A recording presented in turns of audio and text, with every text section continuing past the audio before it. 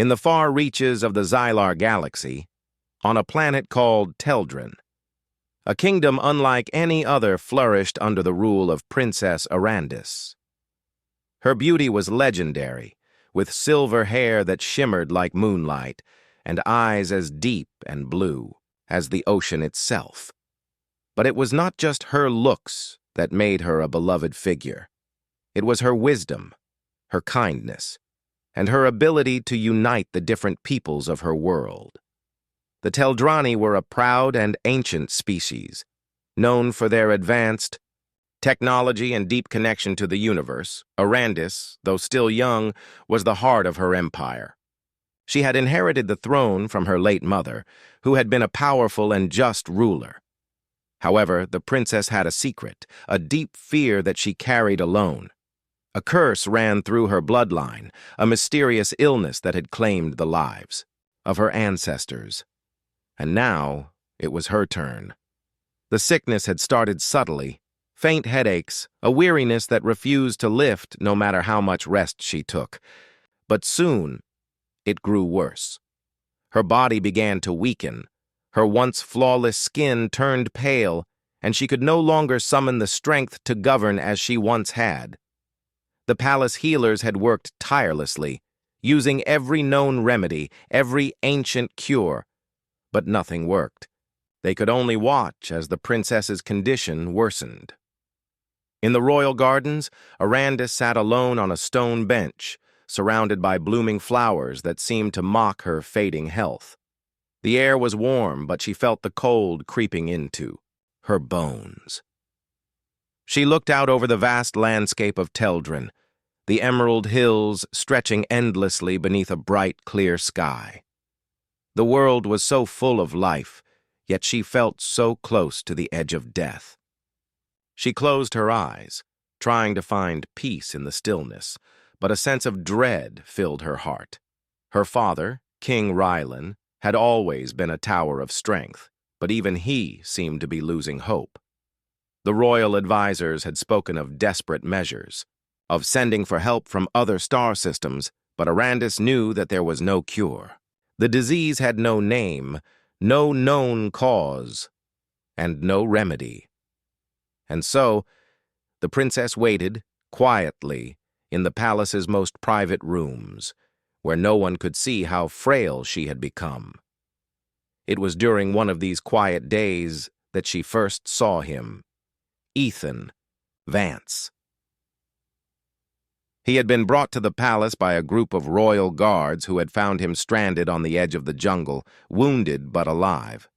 Ethan was a human, one of the rare visitors from a distant star system that had made contact with Teldrin only recently. The Teldrani people had always been wary of other species, but Ethan was different. There was something about him that felt familiar. Perhaps it was his courage, or perhaps it was the way he held himself, as though he was a warrior at heart. When the guards led him into the throne room, Ethan's eyes met Arandis's from across the room. For a moment, neither moved. The air seemed to thicken between them, an unspoken connection forming in the silence. He was tall, with short, dark hair and a rugged, weathered face that spoke of battles fought far from home. His eyes, though, were kind. They held no malice, no fear. Instead, they held an understanding. "Your Highness," Ethan spoke, bowing respectfully, his voice deep and steady.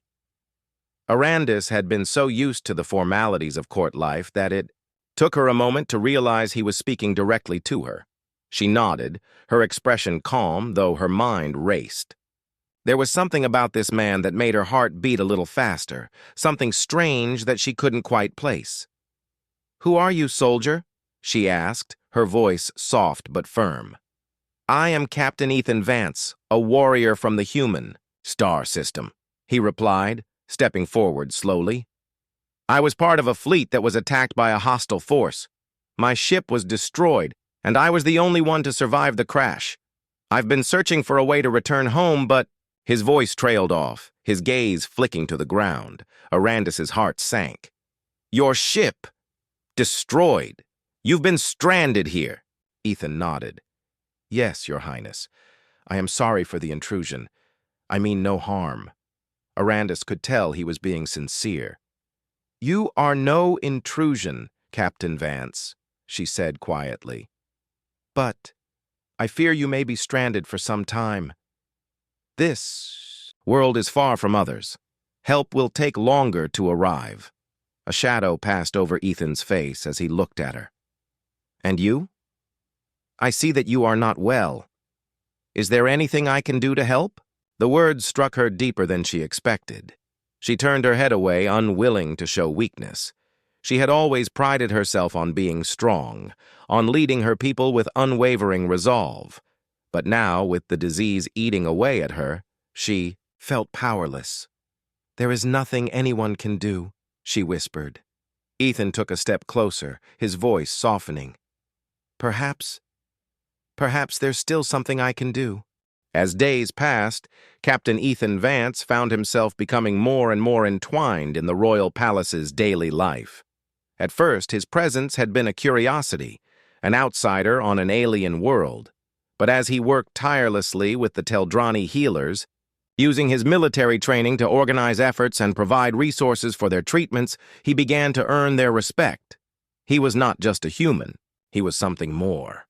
He was a warrior with honor, a man of integrity who had sacrificed everything in the name of survival. Slowly, that honor began to seep into the hearts of the Teldrani, and even Arandis found herself relying on him in ways she hadn't anticipated.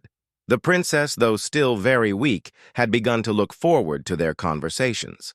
At first, she was reserved, too proud to let herself rely on anyone.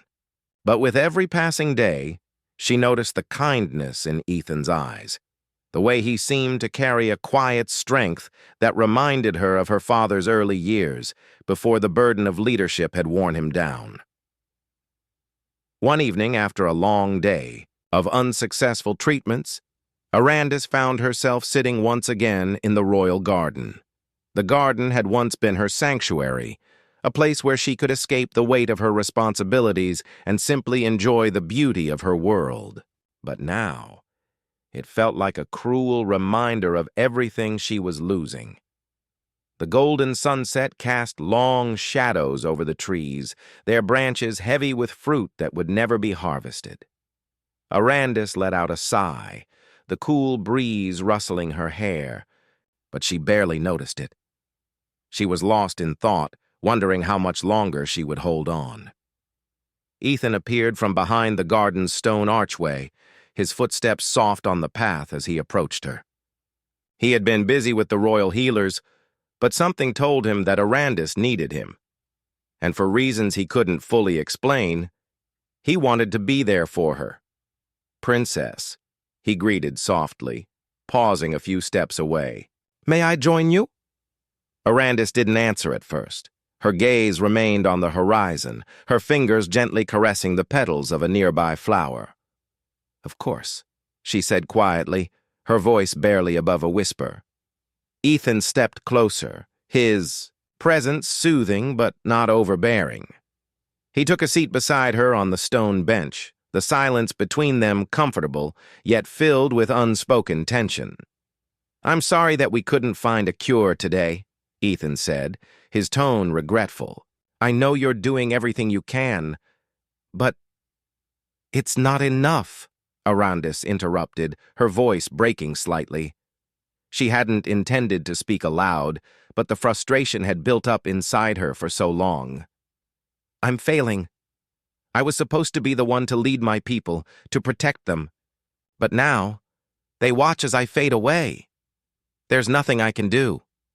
Ethan reached out, his hand resting gently on hers, an unspoken reassurance. His touch was warm, steady, and it grounded her in a way that no healer's words ever had. You're not failing, Ethan said firmly.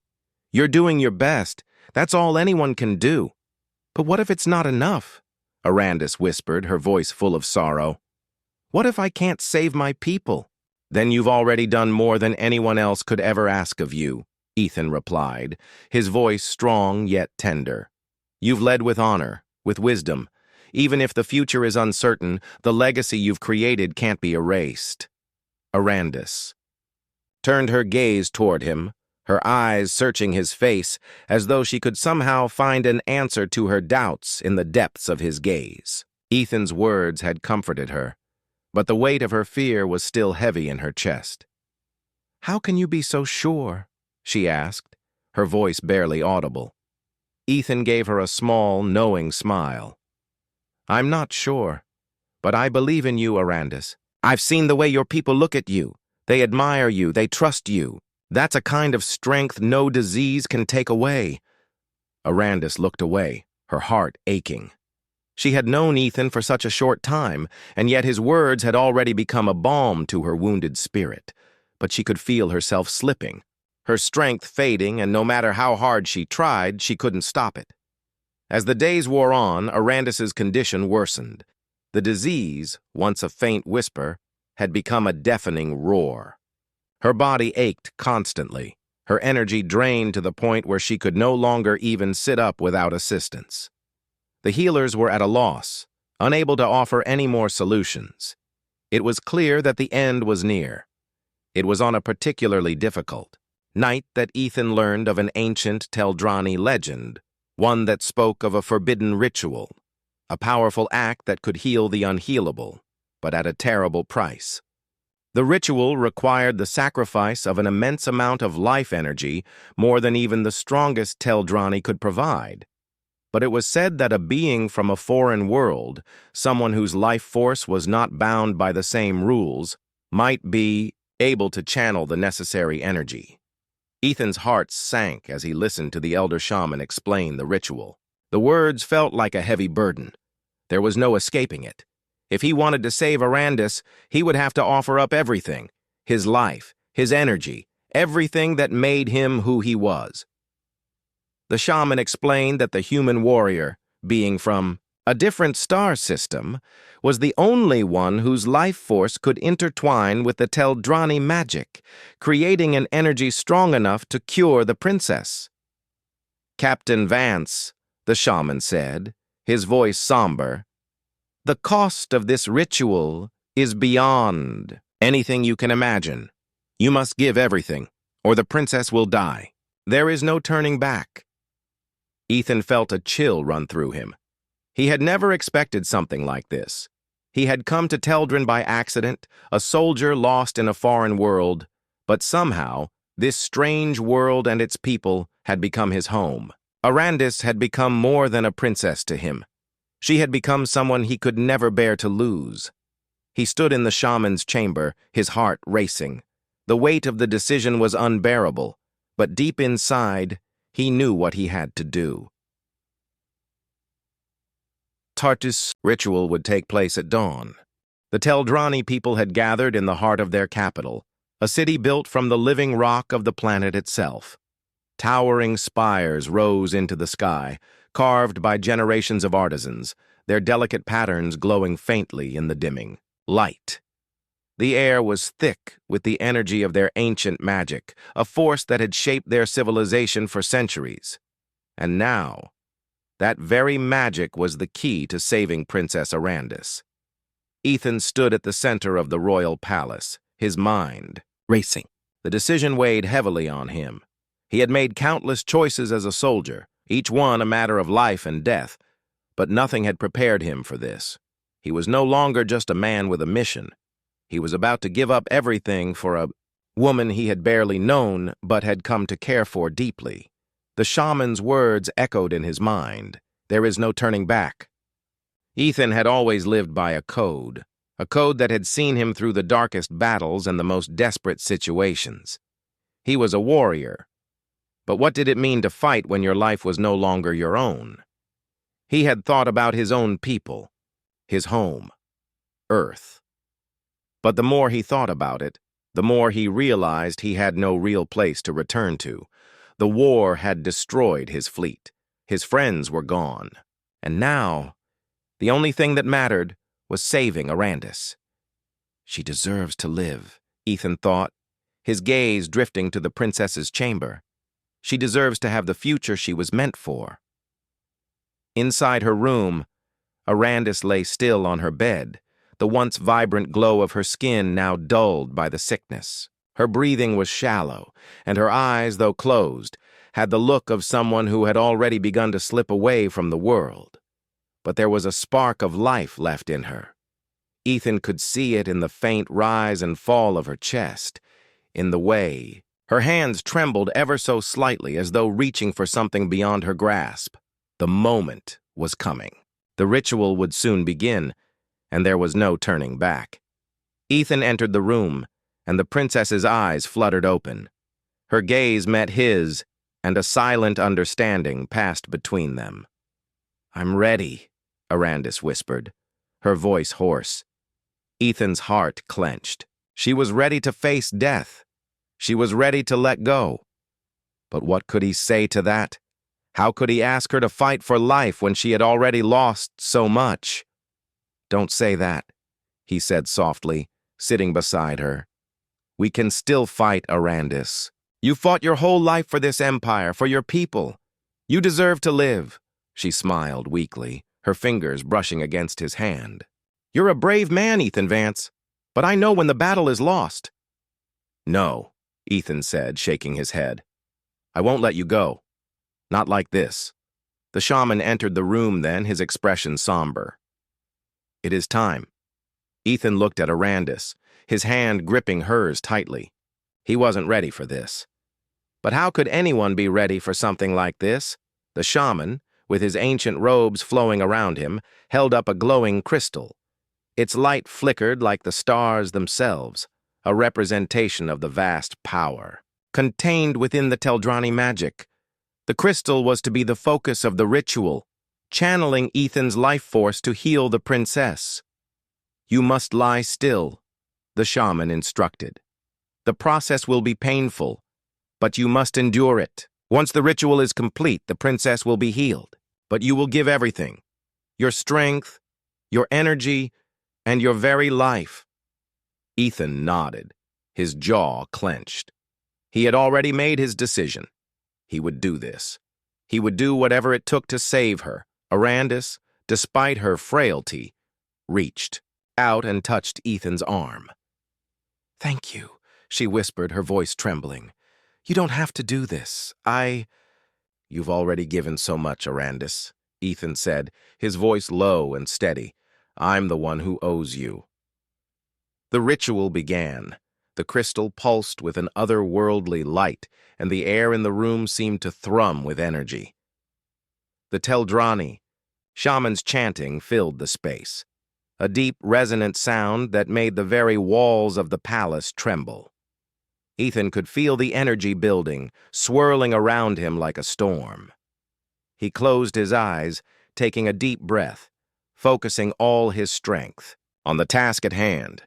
He could feel his life force being drawn from him, thread by thread. It was a strange sensation, like every ounce of his energy was being pulled out through his very soul. The pain was indescribable, a burning heat spreading through his veins, but he forced himself to remain still. He could hear Arandis's soft breaths beside him, her life being restored by the energy he was giving up. It was only when he felt his vision blur and his body grow weaker that he realized just how much he was sacrificing. His muscles were trembling, his chest heaving with effort, but he kept his focus. The princess needed him. She needed this. "Don't stop," Arandis whispered, her voice barely audible, but he heard it through the haze of exhaustion. "Please don't stop, Ethan."